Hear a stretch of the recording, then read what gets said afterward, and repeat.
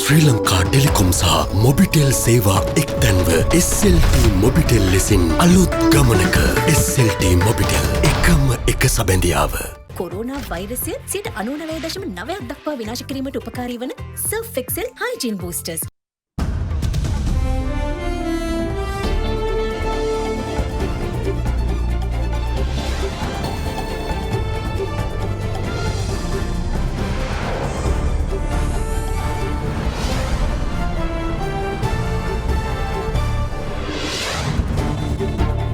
අද 2021 ජනවාරි 22 සිකුරාදා සිරස්තල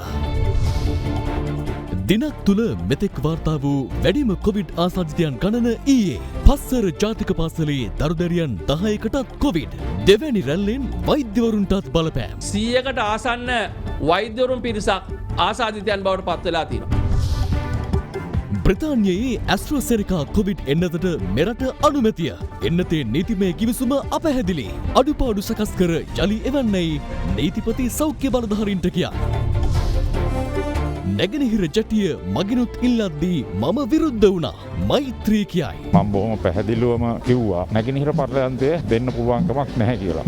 ජැටිය වෙනුවෙන් විරෝධතා මැද ජනපතිට සංදේශයක්. අලි තර්ජනයට එරෙහි හම්බන්තොට මාරාන්තික උපවාසය දරුණු අතට දෙදෙනෙකුට අසාධ්‍යයි. විසඳුම් දෙනතෙක් පසු නොබසින බව ගොවීන් කියයි. ඇල්කොහොල් අඩංගු හෑන්ඩ් සැනිටයිසර් භාවිත කරන්න. ලෙඩ රෝග ඇති කරන විෂ බීජවලට එරෙහිව සටන් කරන්න. හඳුන්වා දීමේ මිල රුපියල් 350යි. Buy a 2-liter Coke and get a glass free. From Ada Derana, this is Ada Derana Prime Time with Vasanthi Nanayakara and Dilipa Hinayaka. Live from Studio 24 in Colombo. අයිබෝන් ඔබදත් එක්වන්නේ ශ්‍රී ලංකාවේ අංක එකේ සහ විශ්වසනීයම පුවත් විකාශය අද දෙරණ 6:55 සමගින්. ඔක්ස්ෆර්ඩ් ඇස්ට්‍රොසෙනකා කොවිඩ් එන්නත මෙරට තුළ හදිසි භාවිතය සඳහා ජාතික ඖෂධ නියාමන අධිකාරිය අද අනුමැතිය ලබා දුන්නා. එය අනුව ඉන්දියාවෙන් පරිත්‍යාගයක් ලෙස මෙරටට පළමු එන්නත් තොගේ ලැබීමට නියමිත අතර එන්නත් කරන වැඩපිළිවෙල කඩිනමින් ආරම්භ කරන බවයි ඖෂධ නිෂ්පාදනය සැපයුම් හා නියාමන රාජ්‍ය අමාත්‍ය මහාචාර්ය චන්න ජයසුමන මහතා පැවසුවේ. The big story. කොවිඩ් වසංගතය ගෝලියව මතු කළ අර්බුදකාරී තත්ත්වය හමුවේ ලෝකයේම අවධානය යොමු කළ කරුණ වූයේ කොවිඩ් මර්ධනය සඳහා නිෂ්පාදනය කරන එන්නත කුමක්ද යන්නයි. එම බලාපොරොත්තුවට කොළ එලියක් දල්වමින් එන්නත් කිහිපයක් ලෝපුරා නිෂ්පාදනය කරනවා. ඒ අතරින් වැඩි අවධානයක් දිනාගත්තේ ඇමරිකාවේ ෆයිසර් බයෝඑන්ටෙක් සහ මොඩර්නා, එංගලන්තයේ ඔක්ස්ෆර්ඩ් ඇස්ට්‍රාසෙනෙකා, රුසියාවේ ස්පුට්නික් 5 සහ චීනයේ නිෂ්පාදිත සිනෝෆාර්ම් යන එන්නත්. එයින් සායනික පරීක්ෂණවලදී 95%ක වැඩිම සාර්ථකත්වයක් ඇති බව පැවසුණු ෆයිසර් එන්නත මේ වන විට රටවල් රැසක් හදිසි භාවිතය සඳහා යොදාගෙන තිබෙනවා. එවැනි පසුබිමක තමන් නිෂ්පාදනය කළ දෙවන කොවිඩ් එන්නත 100%ක් සාර්ථක බව රුසියාව පසුගියදා නිවේදනය කළා. එපිවැක් කොරෝනා ලෙසින් නම් කර ඇති වෙන්නත එළමෙන මාසයේදී එළිදැක්වීමට නියමිතව තිබෙනවා. ලොව රටවල් රැසක් කොවිඩ් මර්ධනය එන්නත්කරණය ආරම්භ කරදී මෙරට රජයද එන්නත් ගෙන්වීම සම්බන්ධයෙන් අවධානය යොමු කළා. ෆයිසර් එන්නත වැඩි සාර්ථකත්වයක් පෙන්වන බව පැවසුනද එය සෙල්සියස් අංශක ඍණ 70ක් තරම් අධිශීත පරිසරයක ගබඩා කර යුතු වීම ගැටලුවක් බවයි මෙරට බලධාරීන් පෙන්වා දුන්නේ. ඔක්ස්ෆර්ඩ් සරසවිය සහ ඇස්ට්‍රාසෙනෙකා ආයතන එක්ව නිපද වූ කොවිඩ් එන්නත මෙරට තුළ හදිසි භාවිතය සඳහා යොදා ගැනීමට ජාතික ඖෂධ නියාමන අධිකාරිය අනුමැතිය ලබා දීම සඳහා අද තීරණය කළේ ඒ පිළිබඳ සලකා බැලුණු විශේෂඥ කමිටුවේ සාකච්ඡාවෙන් පසුවයි. මේ තමයි පළවෙනි වතාව අපේ රට තුළ COVID-19 රෝගය සඳහා එන්නතක් සඳහා අනුමැතිය හිමි වුණ. අපේ රෙගියුලේෂන් ඔතොරිටිස් ශක්තිමත් නිසා සහ තද නිසා තමයි ඒ සඳහා අපිට යම්කිසි අතිරේක කාලයක් වැය වුණේ. හැබැයි ඒ තීරණය ශක්තිමත් තීරණයක්, හොඳ අධ්‍යයනයකින් පසුගත් තීරණයක්. එන්නත ලබා දීම සඳහා අවශ්‍ය සියලුම පහසුකම් පුහුණු වීම කටයුතු සඳහා ඒ සියලු වැඩ කටයුතු මේ වෙනකොටත් යොදලා තියෙන්නේ. ඉතින් අපි බලාපොරොත්තු වෙනවා එන්නත් කරන වැඩසටහන නොබෝ දිනකින් ආරම්භ කරන්න. ප්‍රතිනිකා එන්නතට රාජ්‍යාංශයේ සතුවමද තියෙන්නේ නැත්නම් පෞද්ගලිකාංශයත් එක්ක නෑ අපි රාජ්‍යාංශය මගින් තමයි මේ කටයුත්ත සිදු කරන්නේ. ඒ කියන්නේ මේක ප්‍රධානයක් විදිහට ලැබෙන්නේ නැතුව සෞඛ්‍යම මේ ප්‍රධානයක් විදිහට ලැබෙන්නේ අපිට. ඒ එන්නත ලබා දීමේ අතුරු ප්‍රතිඵලයක් ආවත් ඔබතුමාලා වගකීම් බාර ගන්නවා. අතුරු ප්‍රතිඵල ගැන බලන්න ඉස්සෙල්ලා මම හිතන්නේ අපි ඒ සඳහා අවශ්‍ය පහසුකම් ටික සකස් කරලා තියන්න ඕන. ඉතින් මේ හැම දෙයක් ගැනම කල්පනා කරන්නලා තමයි අපි මේ කටයුතු කරන්නේ. ඔක්ස්ෆර්ඩ් සරසවිය සහ ඇස්ට්‍රෝසෙනිකා ආයතනය මෙම එන්නත දකුණාසියානු කලාපේ බෙදාහැරීම සඳහා එහි නිෂ්පාදන කටයුතු සිදු කිරීමට ඉන්දියාවේ පූනේහි පිහිටි සීරම් ආයතනයට අනුමැතිය දී තිබෙනවා. මේ සාර්ථකත්වය දැක්වෙන්නේ 80% ලෙස වන අතර එන්නත අවස්ථා දෙකකදී ලබාගත යුතු වෙනවා. මෙම එන්නතට ඉංගලන්තයේ ඖෂධ නියාමන අධිකාරිය විසින් අනුමැතිය ලබා දීලා තියෙනවා හදිසි අවස්ථා සඳහා භාවිතයට. ඒද පාදක කොටගෙන අපේ විශේෂඥ කමිටුවල අදහස් සහ නිර්දේශද උපයෝගී කරගනිමින් තමයි අපි මේ අනුමැතිය ලබා දෙන්නේ. මේ අනුමැතිය ලබා දෙන්නේ අපි හදිසි අවස්ථා සඳහා භාවිතයට ගැනීමට ලබා දෙන අනුමැතියක් ලෙස. ප්‍රථමයෙන්ම ලංකාවට පරිත්‍යාගයක් හැටියට ඉන්දියානු රජයෙන් මේ රජයට එවීමට සූදානම් වෙන තොගය දැන් ගේන්න හැකියාව තියෙනවා. එන්නතේ සයිඩ් ඉෆෙක්ට්ස් තියෙනවද? සැලකිය යුතු තරම් සයිඩ් ඉෆෙක්ට්ස් මොකුත් නැහැ. මේ එන්නතේ රෝගියෙකුට 100ට කීයක සාර්ථකත්වයක් තියෙනවද? 80% දක්වා පමණ සාර්ථකත්වයක් පෙන්වන්න කරලා තියෙනවා. අපේ රසායනගාරවල පරීක්ෂණ කරලා තියෙනවද මේ එන්නත ගෙන්නීම සම්බන්ධයෙන්? නෑ රසායනගාර පරීක්ෂාවක් මෙහෙ කෙරෙන්නේ නැහැ. නමුත් පිටරට ඒ ආයතනවල කරන පරීක්ෂණ වාර්තා තමයි අපි පාදක කොට ගන්නේ මේ වගේ අධ්‍යයනයක් කිරීමේදී. කවද විතරද ලංකාවට ගේන්න බලාපොරොත්තු වෙනවද? දැන් අදින් පස්සේ ඕනෑම දිනයක ගේීමට හැකියන පරිදි අපි නිකුත් කළා අනුමැතිය. දැනට සෞඛ්‍ය සේවකයන් සහ ඉදිරි පෙළ කටයුතු කරන විවිධ අංශවල සේවක කරන අය සඳහා බොහෝ වෙලාවට ලැබෙන මේ එන්නත් වලින් පළවෙනි කොටස අපි දීමට තීරණය කරලා තියෙනවා සෞඛ්‍ය අමාත්‍යාංශය මගින්. මේ සඳහා කරන පෙරහුරුවක් අද දිනේදී අපි පිළියන්දල සෞඛ්‍ය වෛද්‍ය නිලධාරී කාර්යාලයේ පිළියන්දල ප්‍රාදේශීය රෝහලේ සූදානම් කරා. කොළඹ උතුර ශික්ෂණ රෝහලෙත් ඒ සූදානම් කිරීම කළා. එංගලන්තය, ඉන්දියාව, බංග්ලාදේශය, නේපාලය, මාලදිවයින, භූතානය යන රටවල් මේ වන විට මෙම ඔක්ස්ෆර්ඩ් ඇස්ට්‍රාසෙනිකා එන්නත භාවිතයට ගනු ලබනවා. ඒ ඇමරිකානු ඩොලර් 5ක් වැනි මුදලකටයි.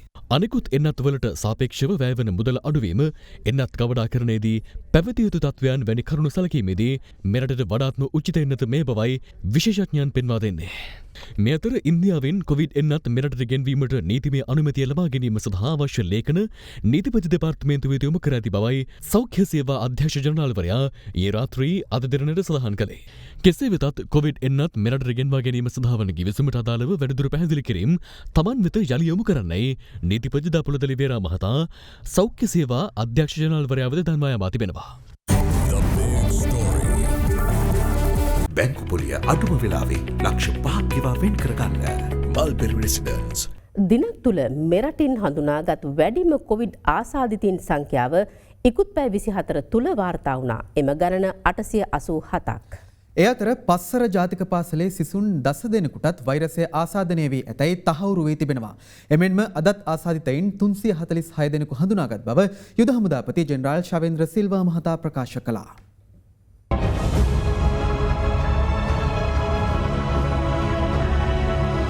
COVID-19 ආසාදිතයන් 887 දෙනෙකු ඊයේ හඳුනාගත් අතර එය දිනකදී මෙරටින් වාර්තා වූ වැඩිම ආසාදිතයන් සංඛ්‍යාවයි.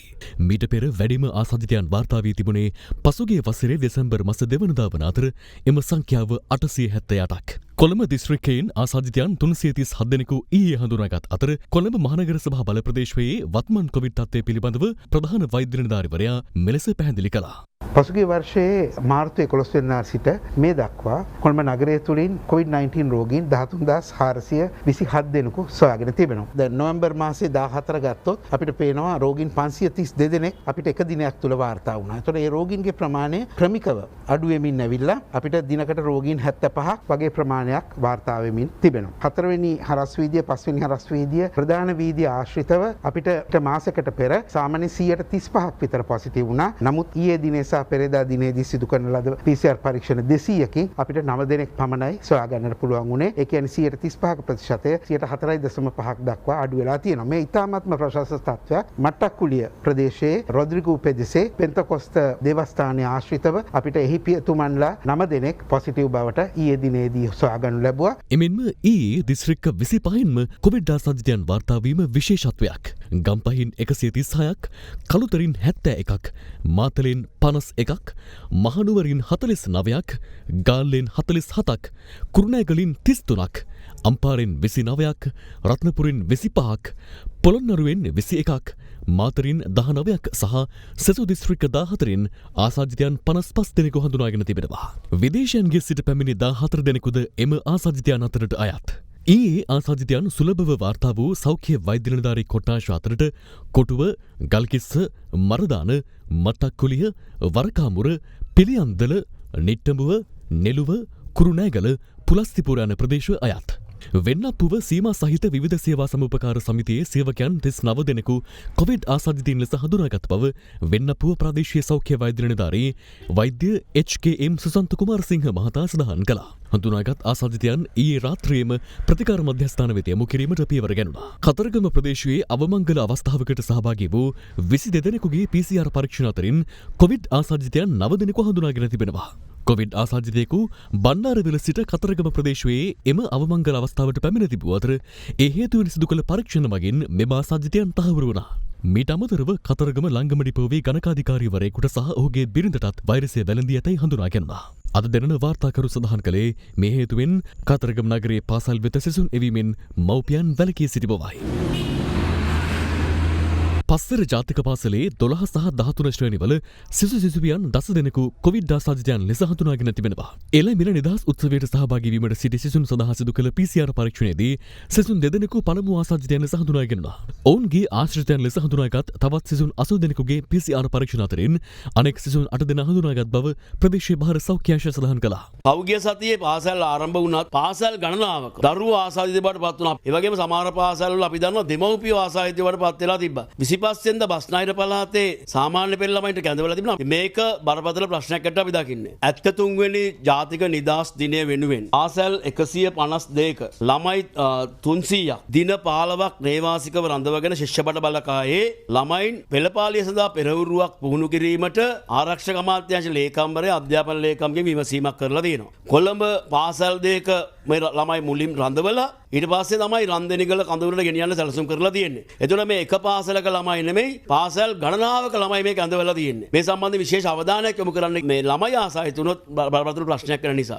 අම්බලන්ගොඩ බටපොළ කල්යාණතිස්ස මහවිද්‍යාලයේ සිසුවෙකුගේ පියෙකුට වෛරස් ආසාදනය වීම හේතුවෙන් සිසුවාගේ පන්තියේ සිසුන් 20 දෙනෙකු පමණ නිරෝධායන සඳහා යොමු කෙරුණා.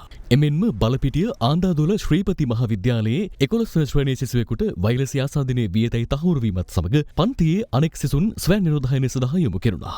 අද දිනේ එම පාසලට කිසිදු සිසුවෙකු පැමිණ සිටියේ නැහැ.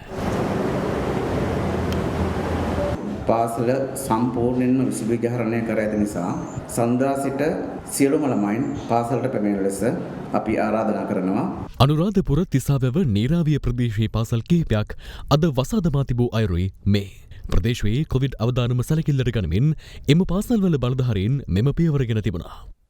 මේ වෙනකොට අධ්‍යාපන රාජ්‍ය ඇමති කොවිඩ් වැළඳිලා ප්‍රතිකාර ලබනවා. ඒ වගේම අධ්‍යාපන ඇමතිවරයා මේ වෙනකොට නිරෝධායන ලක් කරලා තියෙනවා. අධ්‍යාපන අමාත්‍යාංශයේ ප්‍රධාන පෙළ නිලධාරීන්ටත් කොවිඩ් වැළඳිලා මේ වෙනකොට ප්‍රතිකාර ලබමින් ඉන්නේ. ඉතින් මෙන්න මේ වගේ තත්ත්වයක් යටතේ පාසල් වල ළමයි කැඳවනවාද පාසල් පවත්වනවාද නැද්ද කියන තීරණය ගැනීම සම්බන්ධව විදුහල්පතිවරු ඉන්නේ බරපතල ගැටලුවක. මේවා සම්බන්ධව නිශ්චිත විධිමත් තීරණ ගැනීම සඳහා අධ්‍යාපන අමාත්‍යාංශයේ මැදිහත් වීමක් කරලා කවුරුන් හෝ නිලධාරීන් පිරිසක් මේකට පත් කළ යුතුයි. නැත්නම් මේක දැන් තියෙන්නේ අයාලේ යන දික්කොය මූලිකරෝහලේ අක්ෂි ප්‍රතිකාරයකයට පැමිණි 51 හැවිරිදි දෙදරු මවකට සහ කැපීම් තුවාලවලට ප්‍රතිකාර ගැනීමට පැමිණි 21 හැවිරිදි තරුණයෙකුට වෛරස් ආසාදනය වී ඇතැයි හඳුනාගෙන තිබෙන්නේ රැපිඩ් ඇන්ටිජන් පරීක්ෂාවෙන්. කොවිඩ් ආසාදිතයන් 34 දෙනෙකු වාර්තා වීමත් සමග අම්බලන්තොට මැලේ කොලනිය ප්‍රදේශයට සංචලන සීමා පැනවීමට ප්‍රාදේශීය බලධාරීන් පියවරගෙන තිබෙනවා. පරිස්සම් වන්න. දියර වර්ග විශේෂයෙන් පිරිසිදු ජලය පානය කිරීම ඉතා වැදගත් වේ. රෝගීන් වැඩිවීමක් වාර්තා වෙලා තියෙනවා. මේක අපි පිළිගත යුතු දෙයක්. ඔගිය කාල සීමාව තුළ සංචරණ සීමාවලින් තොරව පුද්ගලයන්ගේ සංචරණය එක්තරා දුරකට වැඩි වුණා. මේක අපි බලාපොරොත්තු වුණු දෙයක්. මේ විදිහේ වැඩිවීමක් මං හිතනවා මේ වැඩිවීම ගැන අපි ඒක දැනට පාලනයෙන් ගිලිහිලා ගියා කියලා කවුරු හරි කියනවා නම් අපි ඒක මං හිතනවා ප්‍රතික්ෂේප කරන්න ඕන. සෞඛ්‍ය බලධාරීන් විශේෂයෙන්ම තාක්ෂණික නිලධාරීන් තවදුරටත් රටට සමාජගත වෙලා නැහැ කියන වචන හරඹයක නොයෙදෙමින් COVID-19 පාලනයකින් තොරව රට පුරා පැතිර යන ආකාරය පිළිබඳ සත්‍ය තොරතුරු මහජනතාවට ප්‍රකාශ කරලා මේක වළක්වා ගැනීම සඳහා මහජනතාවගේ සහයෝගය ලබා ගැනීම තමයි යුතුයකම කියලා අපි විශ්වාස කරන්නේ. යම් අසාධ්‍ය රෝග ලක්ෂණ නැති පුද්ගලයන් තවදුරටත් ප්‍රතිකාරක මධ්‍යස්ථාන කරා ගෙනහිල්ලා ඒ පෞල් අපස්ථාවට පත් නොකර ඔවුන් නිවෙස් තුල නිරෝධායනය වීම සඳහා අවශ්‍ය පහසුකම් සහ ප්‍රතිපත්තිමය තීරණ ගන්න කියලාත් අපි ඉල්ලා සිටිනවා. තවත් මරණ දෙකක් වාර්තා වීමත් සමග මෙරට කොවිඩ් ආසාදිත සමස්ත මරණ සංඛ්‍යාව 276ක් දක්වා ඉහළ ගොස් තිබෙනවා. පැලියගොඩ පදිංචි 71 හැවිරිදි කාන්තාවක් සහ අතුරුගිරිය පදිංචි 46 හැවිරිදි පුද්ගලයෙකු කොවිඩ් ආසාදනයෙන් ජීවිතක්ෂයට පත් වුණා. මේ දක්වා මෙරටින් වාර්තා වී ඇති සමස්ත කොවිඩ් ආසාදිතයන් සංඛ්‍යාව 56422 දෙනෙකු දක්වා ඉහළ ගොස් තිබෙනවා.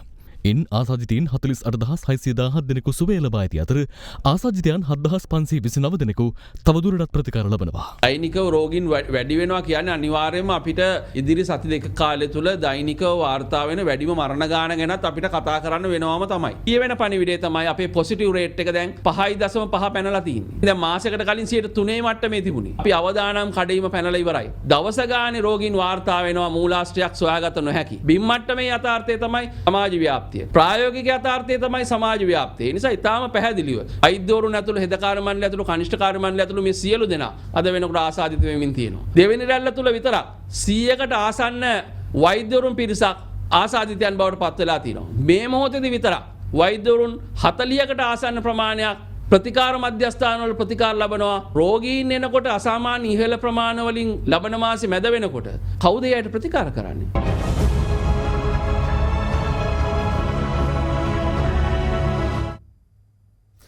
ඔක්ස්ෆර්ඩ් විශ්වවිද්‍යාලය සහ ඇස්ට්‍රසෙනෙකා සමාගම විසින් සොයාගැනුණු කොවිඩ් මර්ධන එන්නත නිෂ්පාදනය කරන ඉන්දියාවේ සීරම් ආයතනයේ දැවැන්ත ගින්නක් හටගත්තා. ඉන් 5 දෙනෙකු මිය ගොස් ඇති බවයි වාර්තා වන්නේ. සීරම් ආයතනය පිහිටා ඇත්තේ බටහිර ඉන්දියාවේ පූනේ නගරයේ. ඒ ඉදිකරමින් පවතින ගොඩනැගිල්ලක් තුළ ඊයේ දහවල් දැවැන්ත ගින්නක් හටගත්තා. එන්නත් නිෂ්පාදන ධාරිතාව වැඩි කිරීම සඳහා නව ගොඩනැගිලි ඉදිකරමින් පැවති බවයි පැවසෙන්නේ. දැවැන්ත ගින්න ඉන්දිය ප්‍රවෘත්ති නාලිකා රූපරාම තුළ දිස් වූයේ මෙලෙසින්.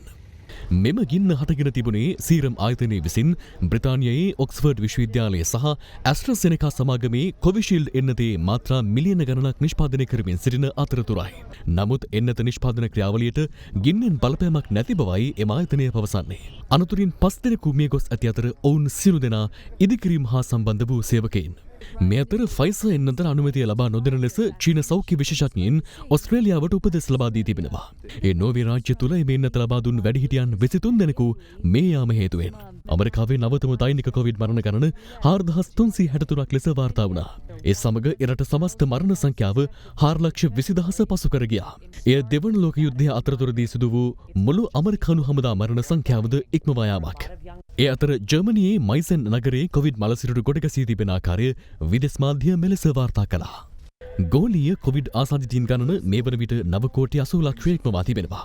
වාර්තා වී ඇති කොවිඩ් මරණ ගණන ලක්ෂ 21කට අධිකයි.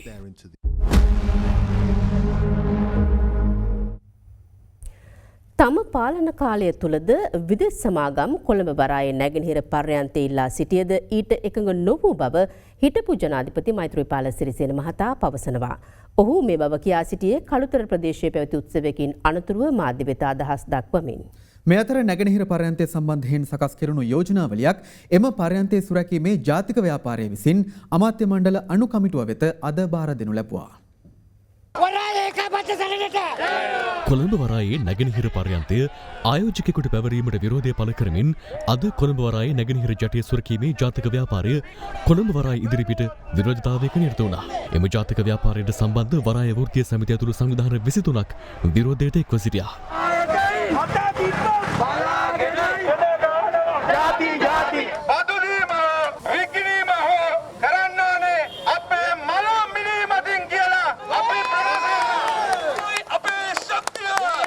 එම ස්ථානයට කොළඹ වරායේ නැගෙනහිර ජටය සුරකීමේ ජාතික ව්‍යාපාරයේ සභාපති පූජ්‍ය ඇල්ලේ ගුණවංශ හිමියන්ද වැඩම කළා.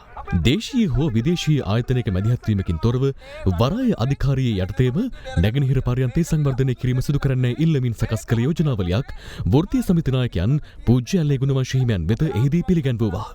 ඒ උන්වහන්සේ මගින් එම යෝජනාව ජනාධිපතිවරයාට බාර දීම සඳහායි. මේ සියලු දෙනාම ජීවිත පරිත්‍යාගයෙන් මේ වෙනුවෙන් කැප වෙනවා කියන පණිවිඩත වහන්සේට අපි ලබා දෙනවා මේ අවස්ථාවේදී.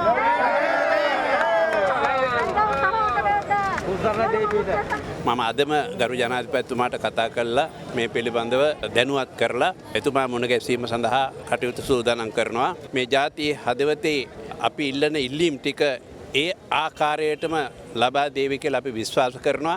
අපි මියදුනත් අපි වරාය රැකගන්නවා කියන පරමාර්ථයෙන් මේ සංදේශය ලබලා දුන්නේ.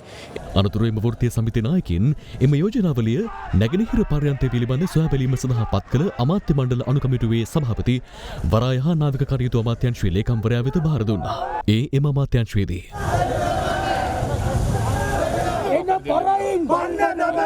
ආණ්ඩුවේ යෝජනා වෙලා තිබෙන්නේ 49.51ක් අදානි සමාගමට දෙන එක.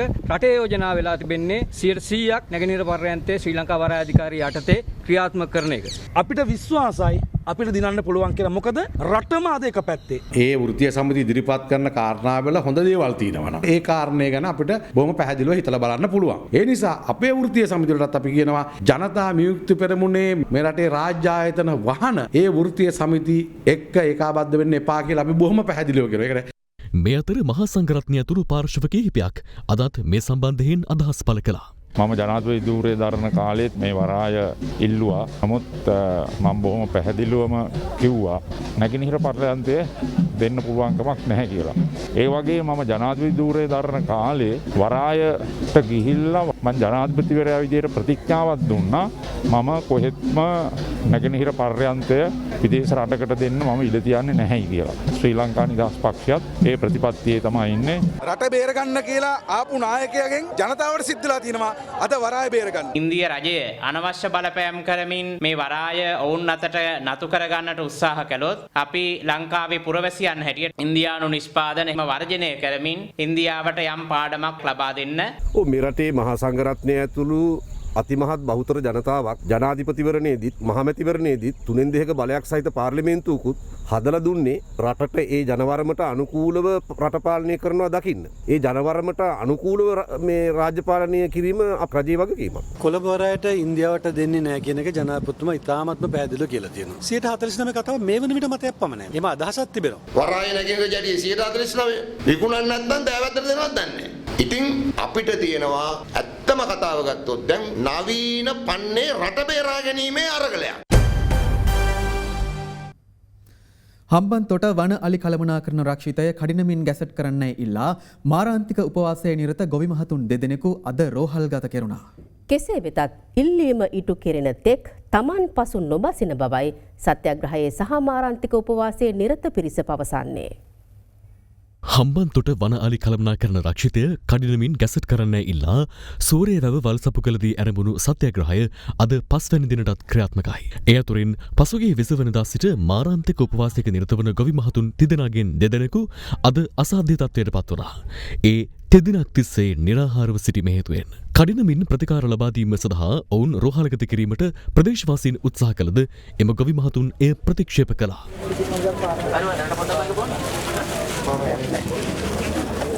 පසුව සෞඛ්‍යාංශ සහ ප්‍රදේශවාසීන්ගේ දැඩි උත්සාහය මැද ඔවුන් දෙදෙනා සූරිය වැව ප්‍රාදේශීය රෝහලට තුලත්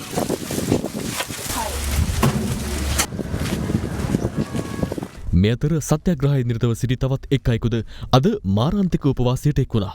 ඒ අතරතුර සත්‍යග්‍රහය සඳහා ගොවි කාන්තාවන් 7 දෙනෙකුද අද එක් වුණා. දෙයක් යද්දී මොන තරම් දෙයක් උද්‍යත වේද කියන්න බෑ. අපේ පාලකයන්ට මේවා පේන්න අන්ධ වෙලා අලින්න ගෑව අලින්ට දුන්නම අනවතර ගොයි ඉබේම අයින් වෙයි. මේ අතර වන අලි තර්ජනයට ස්ථිර විසඳුම් ඉල්ලා සමස්ත ලංකා ගොවිජන සම්මේලනය අද මැදවච්චි නගරයේදී උද්ඝෝෂණයක නිරත වුණා. ඔවුන් මැදවච්චි ප්‍රාදේශීය ලේකම් කාර්යාලය දක්වා පාගමනින් ගොස් එම ස්ථානයේදීද උද්ඝෝෂණය පැවැත්වුවා.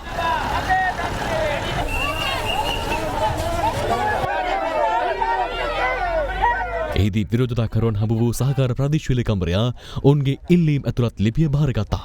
හුඟක් තැන්වල පොල් අක්කර ගණන් කාලා තියෙනවා. දස්ලපු අක්කිනාගේ අක්කර දෙක තුන විනාශ කරලා තියෙනවා. අමාත්‍යාංශයක් තියන්නේ වනජීවීන් ටික නඩත්තු කරන්න. ඒ වනජීවීන්ට කැම ටික හදලා දෙන්න, ආහාර ටික හදලා දෙන්න, ලව් ටික හදලා දෙන්න.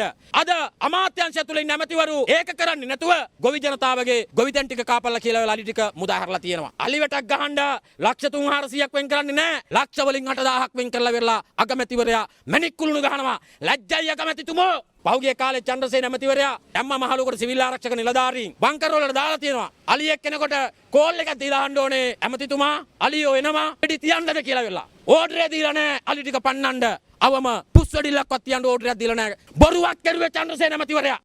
මේ අතර සෝමාවති රක්ෂිතයේ සිට ගම්බදින වනාලි ඊයේ රාත්‍රියේ වැලිකන්ද සිංහපුර ගම්මානයට කඩාවැදී වගා සහ නිවාස රැසකට මෙලෙස හානි කර තිබුණා. මෙම ගම්මානය දිගු කලක් තිස්සේ වන අලි තර්ජනයට මුහුණ දෙමින් සිටින අතර පසුගිය මාසයේදී පමණක් නිවාස 15කට වනාලි හානි කර තිබෙනවා. ළමයි නිදිගෙන ඉන්න කාමරේ තමයි මේක. ඒ වෙලාවේ ළමයි ටීවී බල බල ඉඳලා තින්නේ මෙතන ළමයි නිදිගෙන හිටියානම් ඒ ඔක්කොම යට වෙනවා මේකට. අර යුද්ධය ඉවර කරා වගේ මේක හමුදාවට බාර දුන්නේ නැත්නම් වෙන මොන ආයතනයට දුන්නත් මේක වවාගෙන කරනවා. කාති උසාවිවල පුරප්පාඩු සඳහා අයදුම්පත් කැඳවීමේ ක්‍රියාවලියට තමාගේ සම්බන්ධයක් නොමැති බව අධිකරණ අමාත්‍ය අලි සබ්රි මහතා පවසනවා. ඔහු මේ අදහස් පළ කළේ ඊයේ මාධ්‍යවේදීන් නැගූ ප්‍රශ්නයකට පිළිතුරු දෙමින්.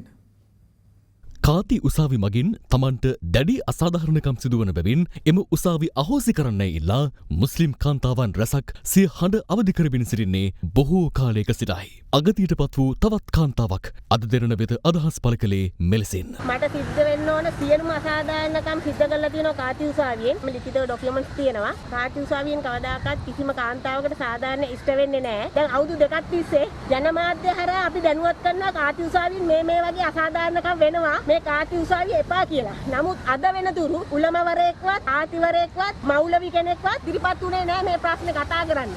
එවන් තත්වයක් මැද කාති තනතුරු සඳහා අධිකරණ සේවා කොමිසම පසුගියදා අයදුම්පත් කැඳවා තිබුණා. එම අයදුම්පත් කැඳවීම සම්බන්ධයෙන් විවිධ පාර්ශව මෙලෙස අදහස් පළ කළා. ඉස්ලාම් අන්තවාදය ආරම්භයේ පමණයි පාස්කු ඉරිදා ප්‍රහාරයත් එක්ක අපි අත්විඳේ. ඉස්ලාම් අන්තවාදයේ පුපුරා යාම එතනින් ඉවරයි කියලා හිතනවා නම් ඒක තරම් මෝඩ සිතිවිල්ලක් තවත් නැහැ. මේ දවස්වල කතා වෙනවා මේ කාති උසාවි සම්බන්ධයෙන් බඳවා ගැනීම පිළිබඳව භාෂාව ජාතිය පදනම් කරගෙන උසාවි වලට තනතුරුපත් කිරීම පිළිබඳව පොලිසිය වලට තනතුරුපත් කිරීම පිළිබඳව මේ හරහා අන්තවාදයේ අවසන් වීමද අන්තවාදයේ පෝෂණය වීමද වෙන්නේ කියන එක පිළිබඳව අපි හිතන්න ඕනේ. කාටද අවශ්‍යතාවය තියෙන්නේ තව දුරටත් මේ කාති උසාවි බලාත්මක කරලා පවත්වාගෙන යන්න. අන්තවාදී මූලධර්මවාදී අදහස් දරන ට්‍රෝජන් අස්වයෝ රජයේ නිලධාරීන් විදිහට කටයුතු කරමින් ඉන්නවා. දැන් මුස්ලිම් ජනතාව කෑ ගහනවා එළින්දගෙන කාති උසාවි ගේන්න එපා කියලා. ගේන්න එපා කියලා කියනකොට දැන් මේක ගේනවා. කවුද මේක ගේන්නේ? ඒතර එක රටක් එක නීතියක් කියන එක දැන් නැද්ද? දැන් කාති උසාවිය කියලා වෙනම උසාවියක් ගේන්නවද? එහෙනම් අපිටත් එහෙම කතෝලික උසාවියක් කියලා එකක් ගේන්න. අද දැන් මුස්ලිම් වරුන්ටත් කාති අධිකරණ එපා වෙලා නැති.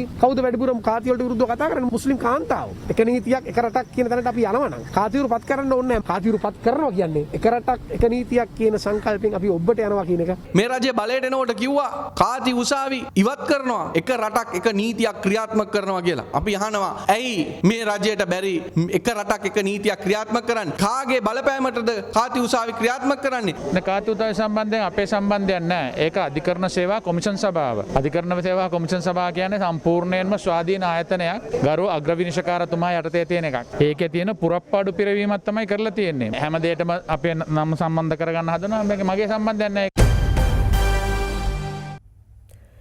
මෙරට මාධ්‍ය ක්ෂේත්‍රයේ ප්‍රගමනය උදෙසා සුවිසල් මෙහෙවරක් කළ ජ්‍යෙෂ්ඨ මාධ්‍යවේදී කලාකීර්ති ආචාර්ය එඩ්වින් ආර්යදාස මහතා අද සිය දිවි සැරිය නිමා කළා.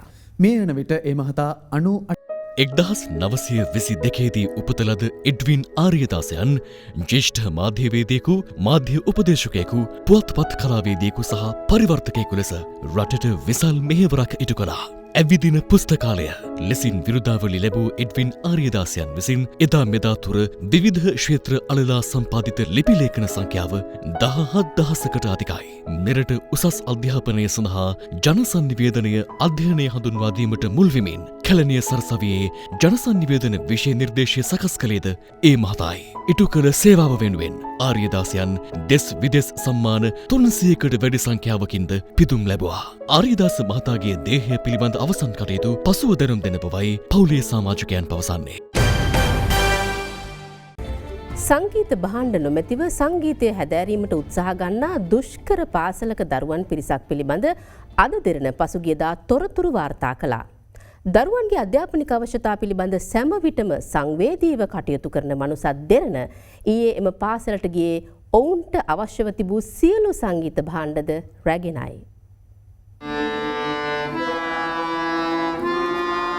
බදුල්ල වියලුව පොල්ගහ අරාව විදුහලේ සිසුන් කාඩ්බෝඩ් මත ස්වර සටහන් කර ඒ හඬ ඔස්සේ සිය ඇඟිලි තුඩු හසුරුවමින් සංගීතය හදාරණාකාරය අද දෙරණ පසුගිය වසරේ සැප්තැම්බර් 16 වන දින තොරතුරු වාර්තා කළා.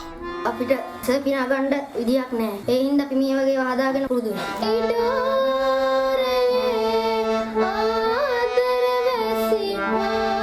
සංගීතයට කොපමණ දක්ෂ වුවත් සංගීතය ගැනීමට ඔවුන්ට කිසිදු සංගීත භාණ්ඩයක් මිලදී ගැනීමට වත්කමක් තිබුණේ නැහැ.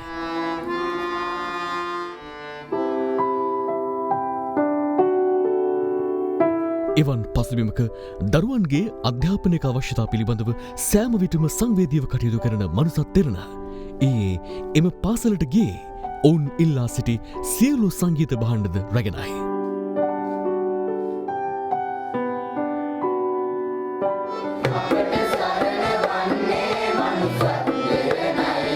මනුසත් දෙරණ කාර්ය මණ්ඩලය පාසල වෙත සංගීත භාණ්ඩ පිරිනැමුවා.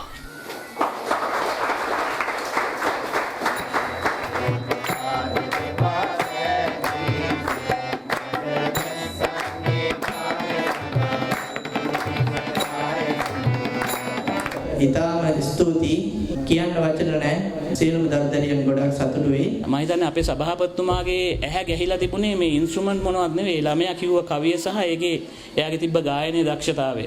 අපට අද ලබා දුන් සංගීත භාණ්ඩ වලින් උපරිම ප්‍රයෝජන ලබාගෙන ඉදිරියට යාමට අප අධිෂ්ඨාන කරගන්නවා. ප්‍රධාන පෙළේ ජාත්‍යන්තර මද්‍රව්‍ය ජාවාරමක් මෙහෙය වූ ශ්‍රී ලාංකිකයින් දෙදෙනෙකු ඉන්දිය මද්‍රව්‍ය පාලන කාර්යාංශය විසින් අත්අඩංගුවට ගෙන තිබෙනවා. අත්අඩංගුවට ගත් සැකකරුවන් මෙරටින් චෙන්නයි වෙත පලා ගොස් එහි රැඳී සිටිමින් පාකිස්තානය, ඇෆ්ගනිස්තානය, ඉරානය, ශ්‍රී ලංකාව, මාලදිවයින සහ ඕස්ට්‍රේලියාව යන රටවල් සම්බන්ධ කර ගනිමින් මෙම මද්‍රව්‍ය ජාවාරමේ නිරත වී ඇති බව සඳහන්. දැන් තවත් පුවත් කිහිපයක්. 2012 වසරේ රුපියල් ලක්ෂ 10ක් ලබාගත්තේ යයි චෝදනා කරමින් අල්ලස් කොමිසම විසින් අධිචෝදනා 8ක් යටතේ නඩු පවරනු ලැබූ ශ්‍රී ලංකා රේගු දෙපාර්තමේන්තුවේ හිටපු නිවාරණ අධ්‍යක්ෂ කනකසබේ රංජන් මහතා එම චෝදනාවලින් කොළඹ මහාධිකරණය නිදොස් කොට නිදහස් කළා. තීන්දුව ප්‍රකාශයට පත් කරමින් මහාධිකරණ විනිසුරු ආදිත්‍ය පටබැඳිගේ මහතා සඳහන් කළේ විත්තිකරු චෝදනාවලට හසු කර ගැනීමේම අරමුණින් පැමිණිල්ලේ සාක්ෂිකරුවන් සාක්ෂි ලබා දී ඇතැයි පෙනී යන බවයි. වලපනේ ප්‍රදේශීය ආශ්‍රිතව අද අලුයම රිෂ්ඨ මාපකයේ ඒකක 1.8ක ප්‍රබලත්වයකින් යුක්ත සුළු භූකම්පන තත්ත්වයක් හටගෙන තිබෙනවා. භූකම්පනය මාකනදරාව, පල්ලිකැලේ සහ හක්මන භූකම්පන මානවල සටහන් ඇති බවයි භූවිද්‍යා සමීක්ෂණ හා පතල් කැණීම් කාර්යාංශය සඳහන් කළේ. එසමගින් අපගේ ප්‍රධාන ප්‍රවෘත්ති ප්‍රකාශය නිමාවට පත්වනවා. සුබ රාත්‍රියක්.